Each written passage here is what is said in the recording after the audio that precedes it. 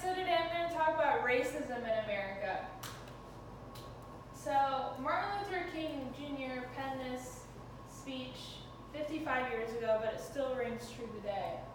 I had a dream that my 4 children will one day live in a nation where they will not be judged by the color of their skin, but by the content of their character.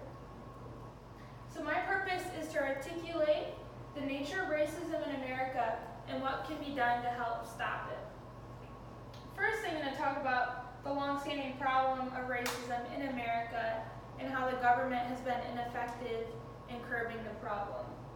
Second, I'll propose education reforms and a social media campaign to help stop the causes of racism.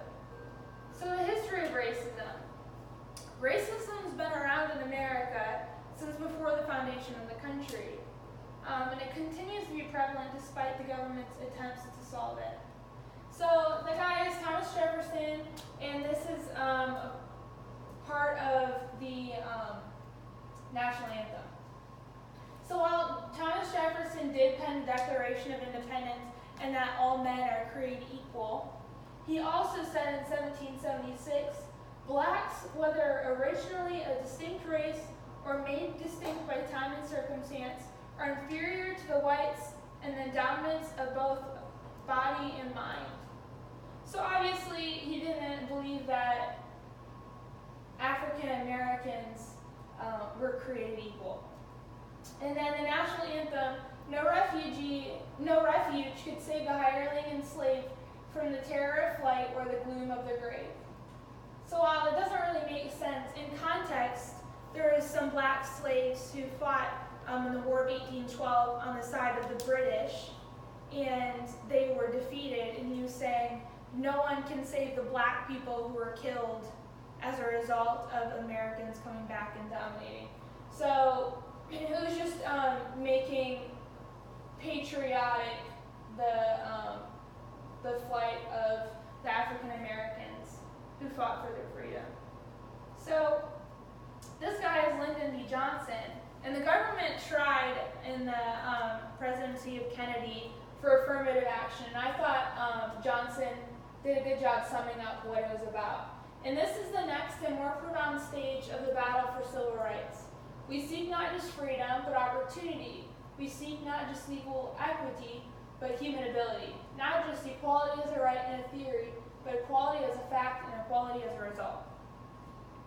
So what affirmative action did, if any of you guys don't know, was just the government's attempt to improve the standards and conditions for minorities and women, especially like college entrances. They'll give special benefits to women and minorities so they can have a place in college and not just white men. However, this kind of backfired as 55% of white Americans believe that they are being discriminated against in the U.S. So the government has only tried to cure an effect of racism and not the cause itself, but inadvertently caused racism to increase between Caucasians and African Americans. So what do I believe is the cause? Specifically, I believe that the mindset of difference in race has created a cause of racism. So during the age of imperialism and afterwards the Enlightenment, while the Europeans were going down to different countries like in Africa, the continent, and Asia and Latin America, and they were subsequently colonizing these places and enslaving the people, they wanted an excuse to enslave them and to make money from slavery. So they came up with these racial sciences of anthropology, and different sciences try to explain why white people were different and subsequently better than Africans or Asians or Latin Americans. So the classifications created a hierarchy that justified slaveholders enslaving America. So even just a mindset that genes create different people from different places create an idea that one person is going to be better than the other. And this has caused racism. Even the definition of racism is the belief that all members of each race possess characteristics or abilities specific to that race, especially so as to distinguish it as inferior or superior to another race. So the beginning causes superiority. If you're different, someone is going to be superior.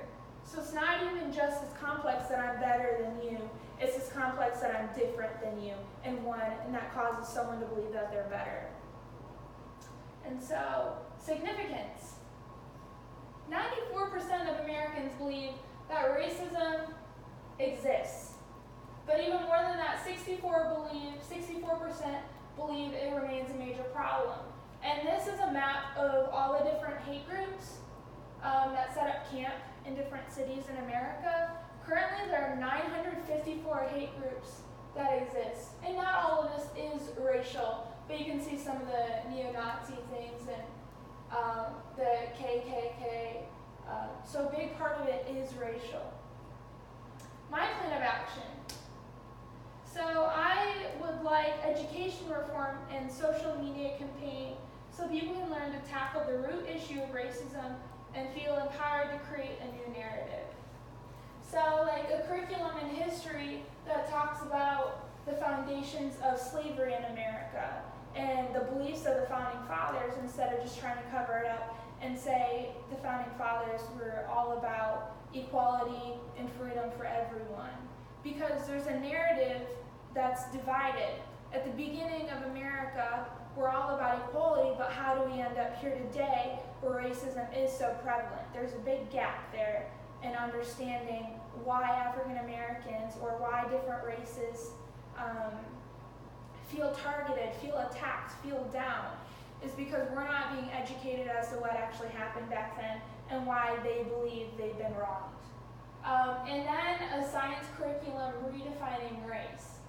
So instead of the imperialistic belief that genetics in different countries dispose people to certain attributes of intellect or ability, we need to redefine it.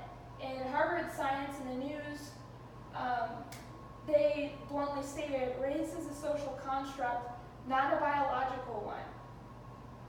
So also, open environments talk about racial issues. So instead of riots and all these different outlets, like let's have an open discussion in a school environment where there's not an agenda, they're just trying to understand. Also, social media campaign, #OneRace. So it's kind of like the Me Too movement talking about sexual abuse and harassment, which was used more than 6 million times in 2 months last year. So it was a major campaign that caused a lot of awareness. And so it's designed to create unity among the races, highlighting similarities rather than differences. So I'm going to skip this. So what will this help solve? Through awareness, people can change their unconscious racist beliefs, and then it'll also increase empathy among white Americans instead of the reverse discrimination. And also, in the social movement, it contradicts the hierarchical view of race that a lot of us believe, or at least unconsciously. And then it empowers people to challenge that status quo. So what happens if we do adopt my plan? So a generation of people will be raised up with understanding of how the past has shaped the present.